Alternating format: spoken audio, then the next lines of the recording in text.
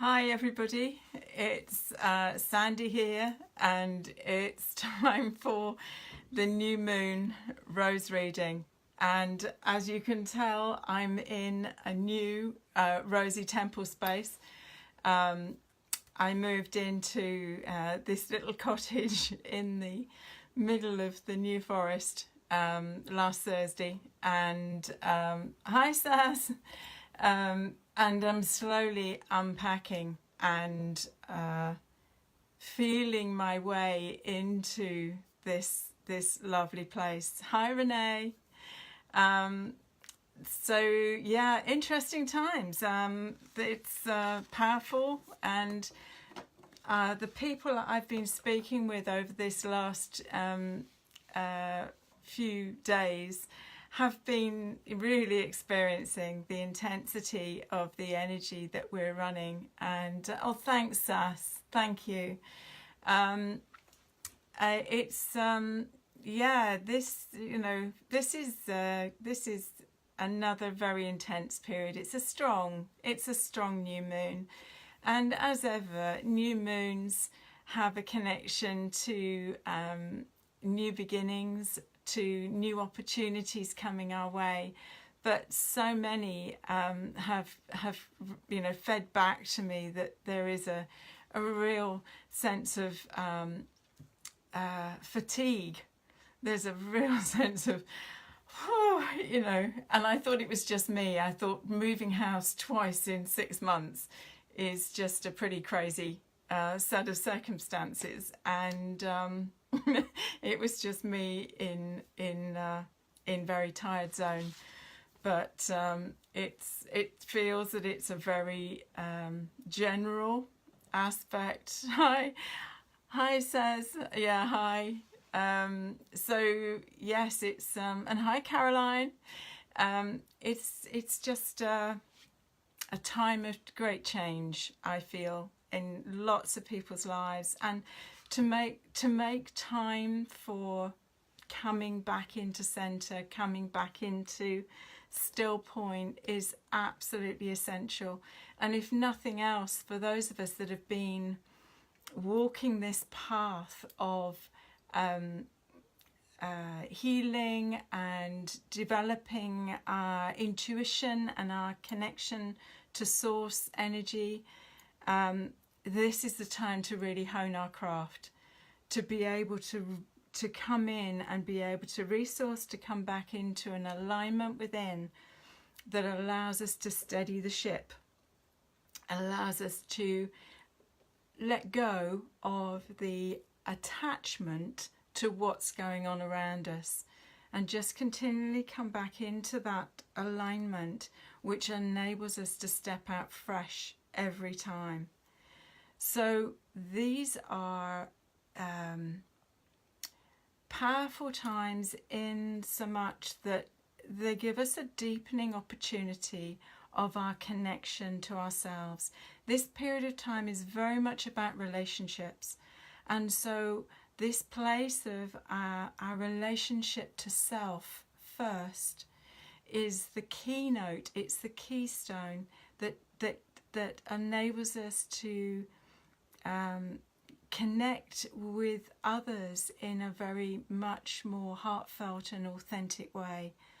So the deeper we go in our journey within, the deeper we go into this honouring of self, and understand the influences and the aspects of our journey that have perhaps coloured our relationship to ourselves, our ability to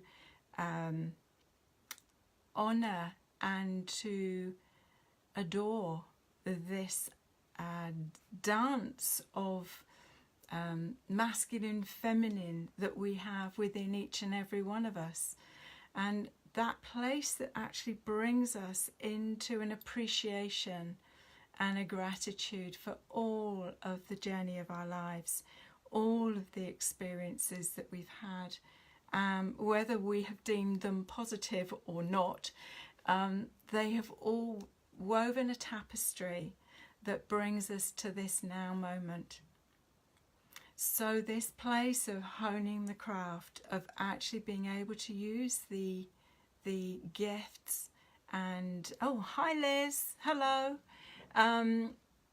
the gifts of the training and the pathway that we've taken. Each aspect of ourselves will have a way shower that enables us to come back to that still place within, to that place of deep honouring and respect for self. And that allows us to then take our presence out and share it in the world. So it really feels that this new moon offers us an opportunity to reflect. New moons are always seen as being an opportunity for a new beginning.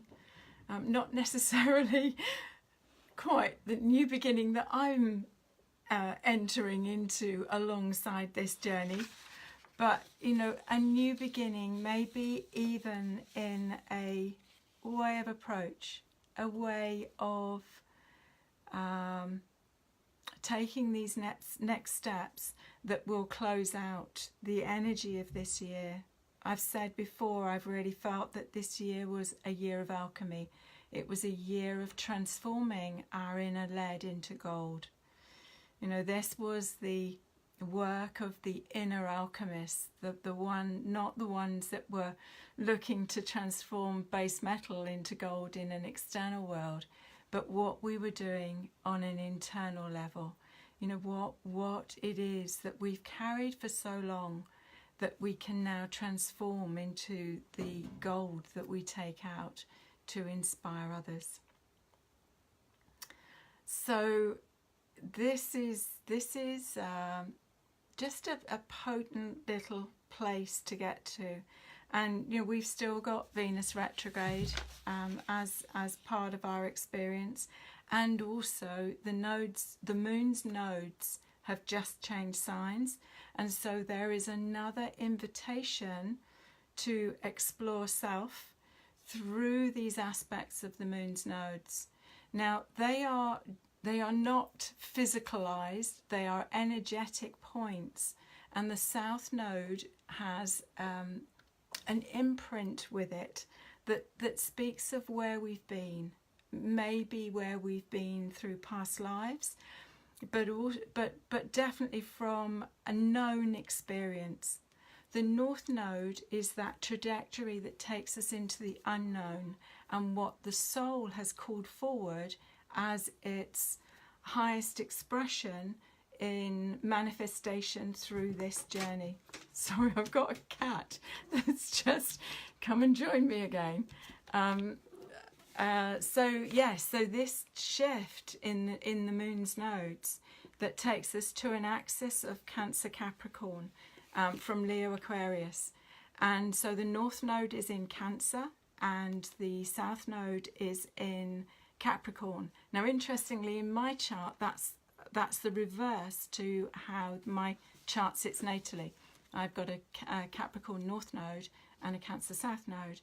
So this is a really significant, when you get those reverse aspects, there is a significance and an opportunity for initiation and shift that comes with that process. So in this shift, we've now got until, I think it's May 2020, that will be the window in which we're working with this particular aspect of the chart, of your natal chart. This particular aspect will be governed by, for you, will be governed by the sign, the houses that axis works itself out on. So this is powerful times of shift, and Jupiter, the big expander, and also for women, the significator of the partner in her chart, has also moved signs. In Western astrology, she's moved from Scorpio into Sagittarius. So not only have we got a new moon, but we've got new aspects that are coming up within the chart that are giving us insights and nudges that offer us again a new opportunity to look at who we are now and where we're going, where we feel the calling, where we feel the energy, where we feel the light that is calling us forward in our next expression, in our next choice of experience. So it's actually quite exciting, and and also when you look at what happened yesterday in the American voting for the midterms, there was a big shift. Sorry, I've got a cat sat on the rose cards. There's a big shift in the voice of the feminine, and this is there's almost a sense that we're coming to a shift point, that there has been a collective awakening of the divine feminine impulse on the planet that is starting to get a momentum and a wave to it. And it's an incremental thing. For those of us that have been watching the Venus transits in particular, there was a transit of Venus that started in 2004 and took us through to 2012, which we know was where the Mayans said it was the end of the calendar, end of the Mayan calendar. But there was in that time frame an 8-year transit of Venus that was calling for that reawakening of the feminine principle. And it's not gender based, it's the feminine qualities that would be apparent in both men and women.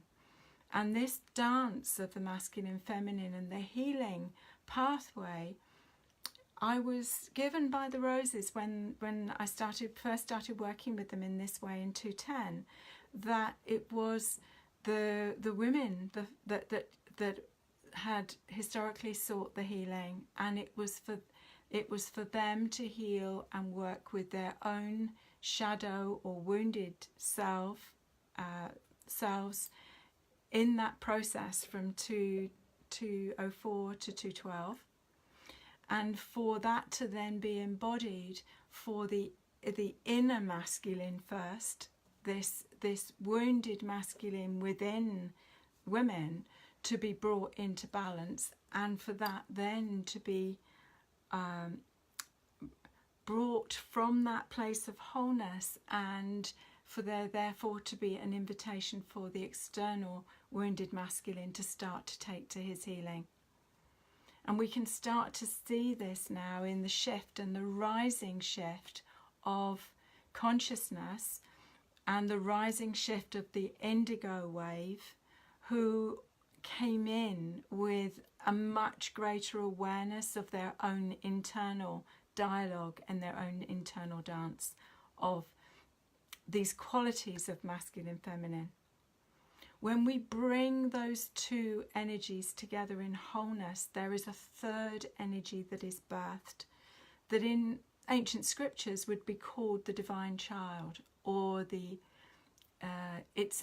for me it's a place of innocence. It is a place of divine connection to source energy. In a relationship with another, it is the energy that is created in the sacred dance of one to the other.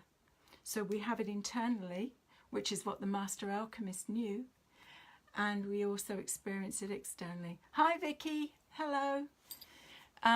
So yeah, these are quite exciting times, really.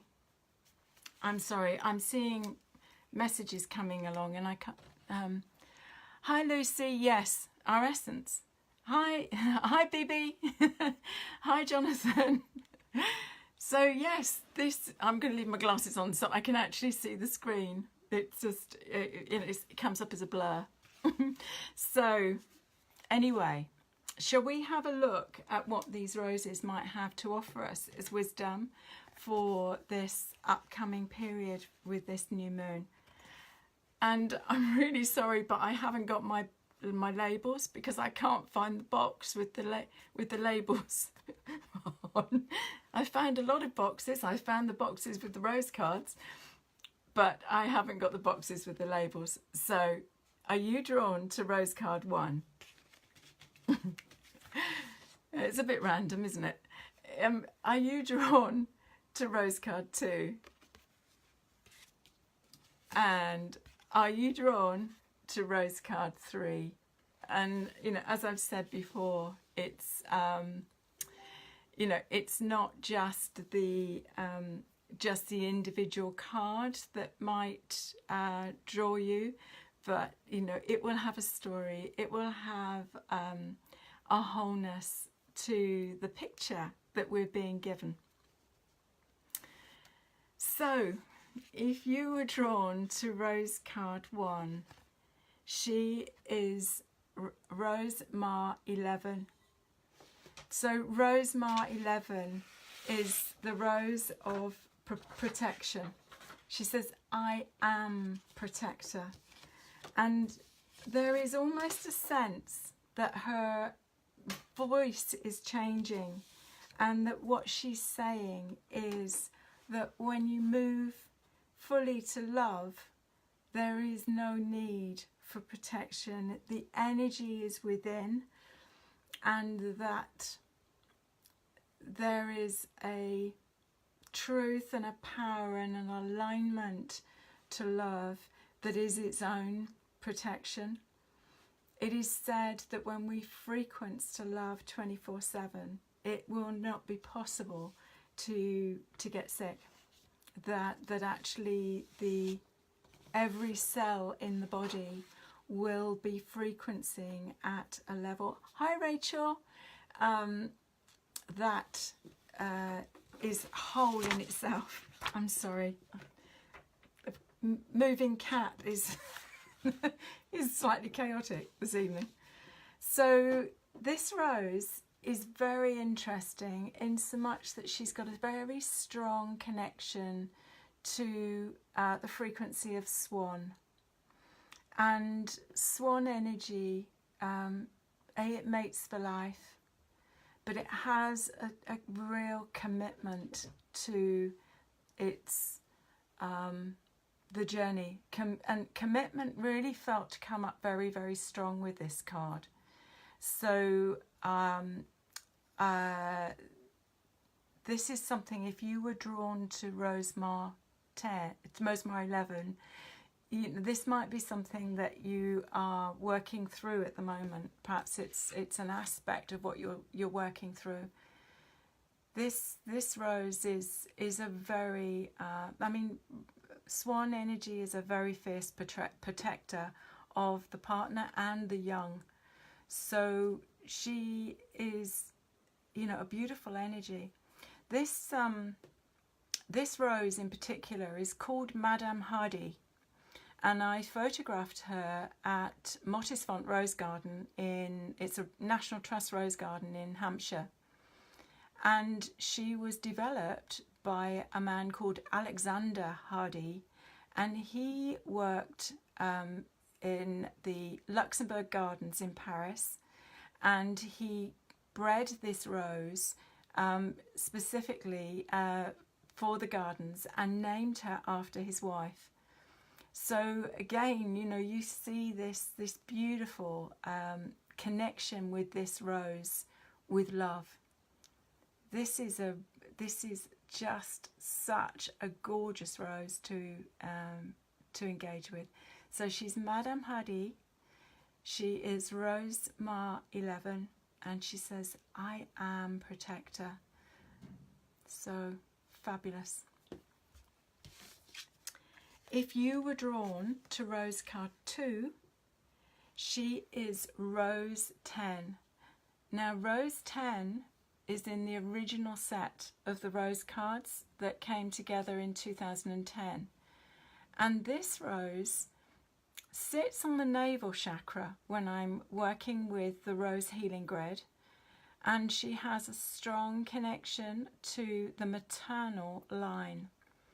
There is a connection directly from the navel chakra to the placenta of the mother.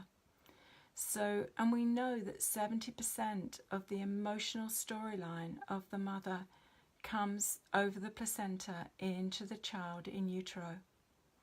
So this rose is asking you to look and tune in to the connection, this connection with with your maternal line, your maternal lineage. And you can see with this rose, she is very open on the outside. So what she's saying is it's not always as it seems.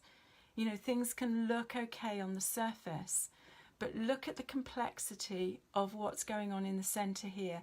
And actually there is a little petal that goes right across the center of the rose, the heart of the rose. So this is a deeper calling to explore this lineage, this maternal lineage, and what was the message that came down through it. And I think also at this time, the other message that feels to be coming through this rose is this place of self-nurture. You know, what might you be able to incorporate in your, you know, in the upcoming days to gift yourself the love and the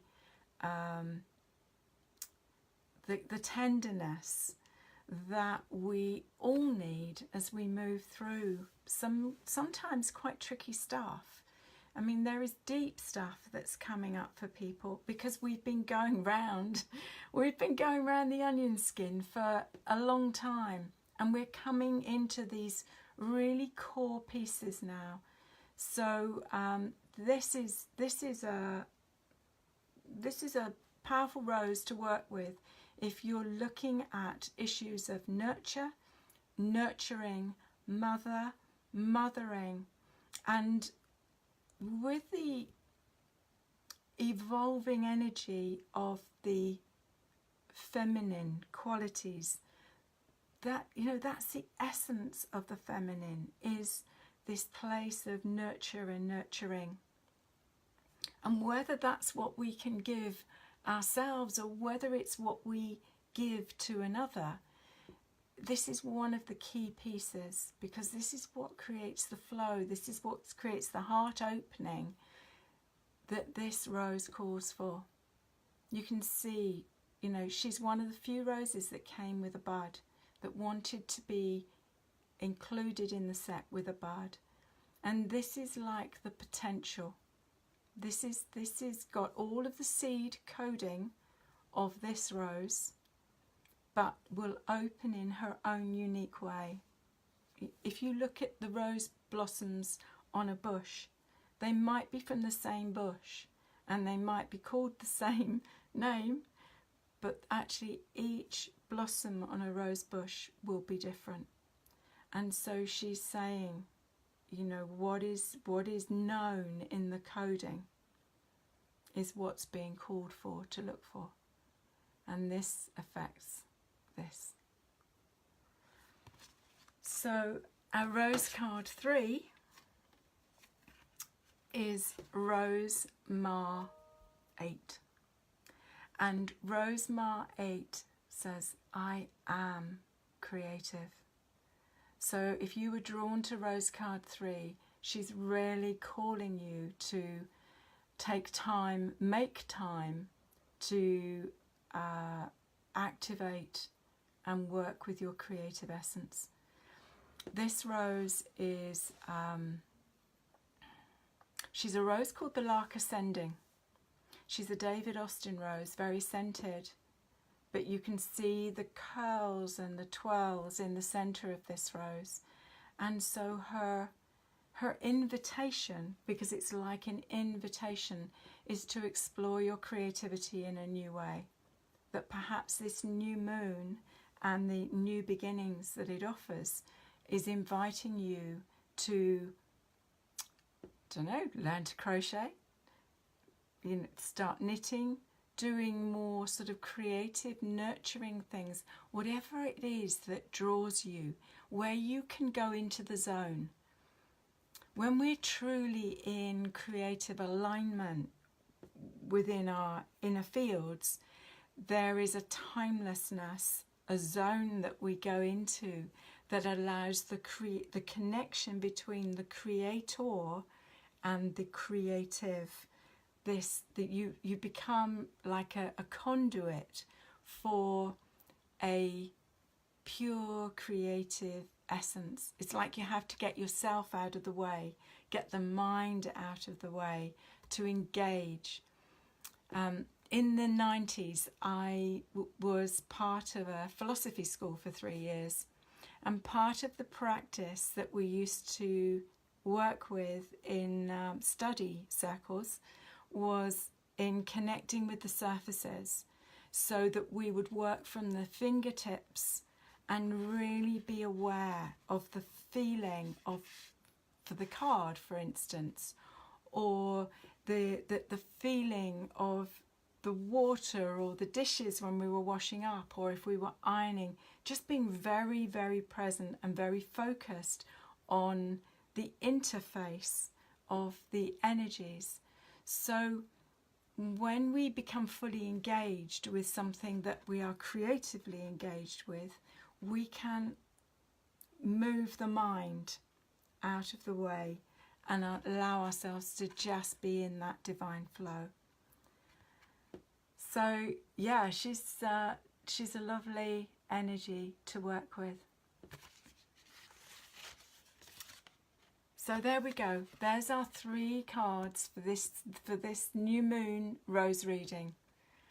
I am protector, knowing that when we deepen our connection with self, when we open ourselves and we continue to open ourselves to our stories and allow them to transform on that wave of love, so we increase the auric field, so we strengthen that auric field and the connection to our golden heart.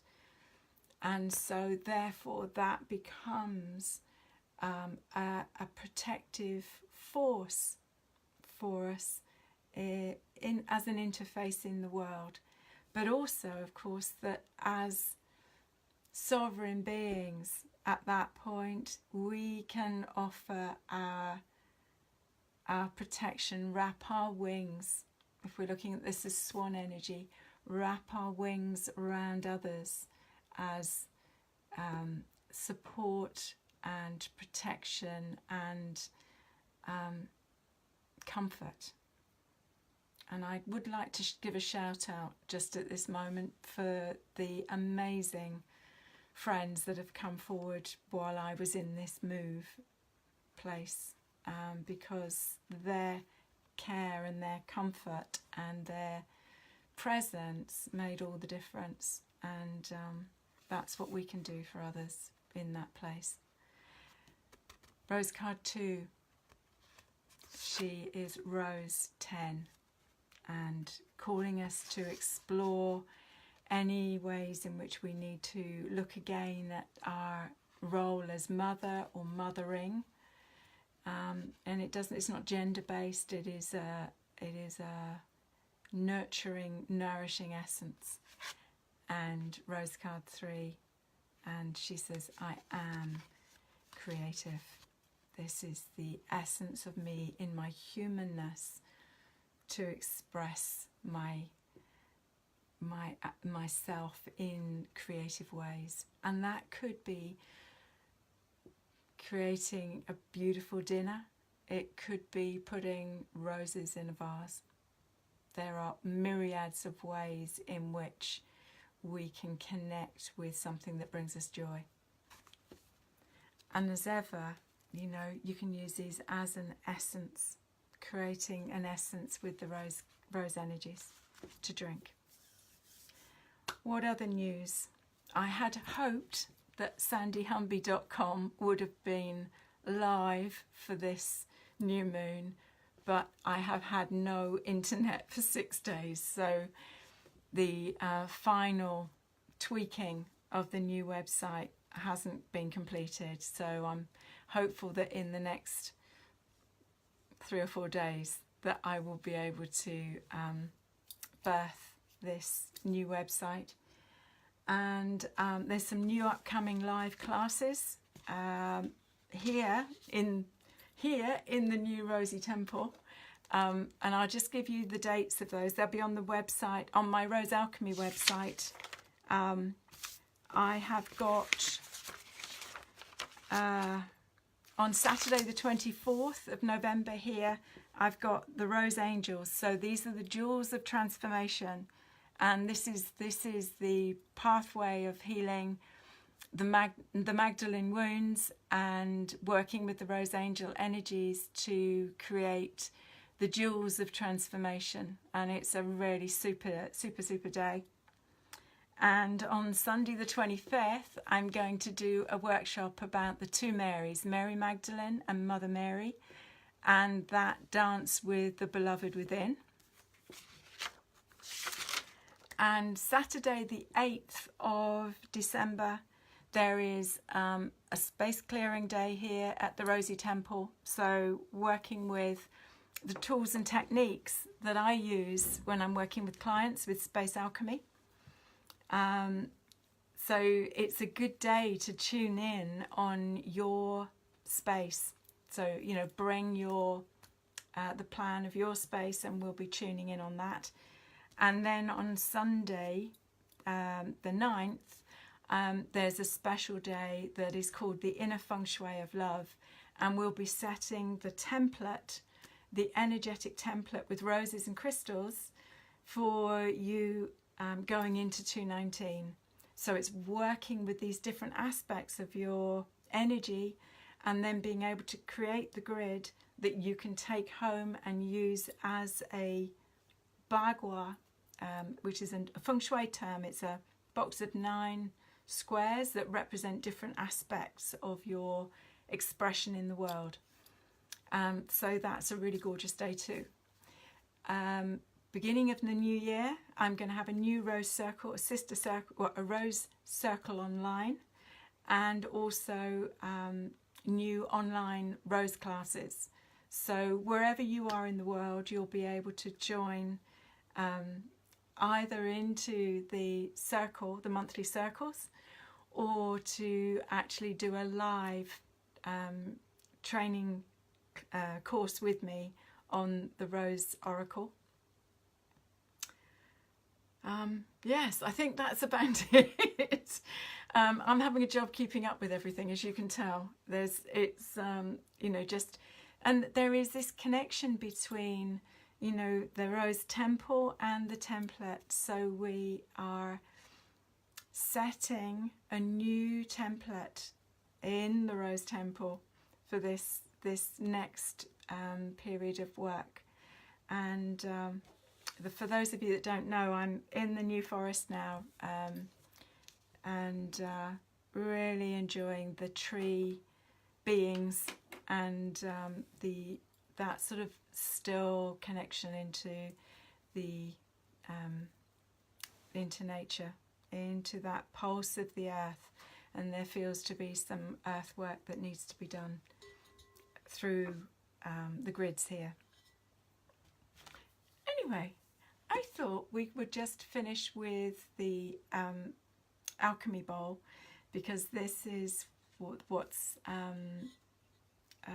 coming forward now, this weave of the crystals. Oh, thank you for your interest in the classes and the circles.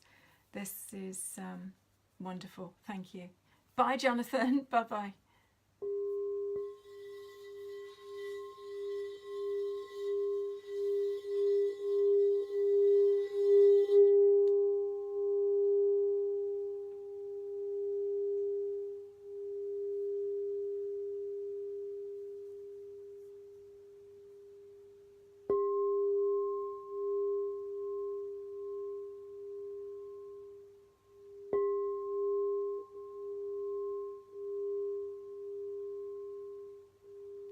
Oh, thanks, Caroline. Yes, I've missed you. I've been wondering where you were and how you were. it's lovely to reconnect. So, super. So there we are.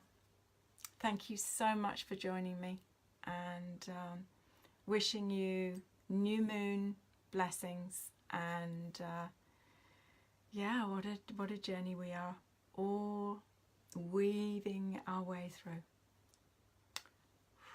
Love and rosy blessings. Bye bye. Bye bye.